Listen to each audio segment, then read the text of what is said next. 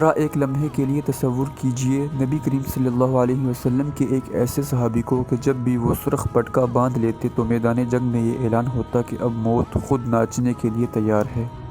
یہ تھے حضرت ابو دجانہ رضی اللہ تعالی عنہ۔ جنگ احد کا موقع تھا۔ رسول اکرم صلی اللہ علیہ وسلم نے ایک تلوار بلند کی اور فرمایا، کون ہے جو اس تلوار کو لے اور اس کا حق ادا کرے؟ بہت سے صحابہ آگے بڑھے، لیکن حضرت ابو دجانہ رضی اللہ تعالی عنہ نے عرض کیا، یا رسول اللہ، اس تلوار کا حق کیا ہے؟ نبی کریم صلی اللہ علیہ وسلم نے فرمایا، یہ کہ تم دشمن پر اسے اس وقت تک چلاؤ یہاں تک کہ وہ جھک جائے۔ حضرت ابو دجانہ رضی اللہ تعالی عنہ نے تلوار لی، سرخ پٹکا باندھا اور ایک فخر بھرے انداز میں چلنے لگے۔ ایک صحابی نے کہا کہ یہ تو غرور کی چال لگتی ہے، لیکن رسول اللہ صلی اللہ علیہ وسلم نے فرمایا، اس وقت یہ چال اللہ کو پسند ہے۔ حضرت ابو دجانہ رضی اللہ تعالی عنہ دشمن کی صفوں کو چیرتے چلے گئے اور تلوار کا پورا حق ادا کر دیا۔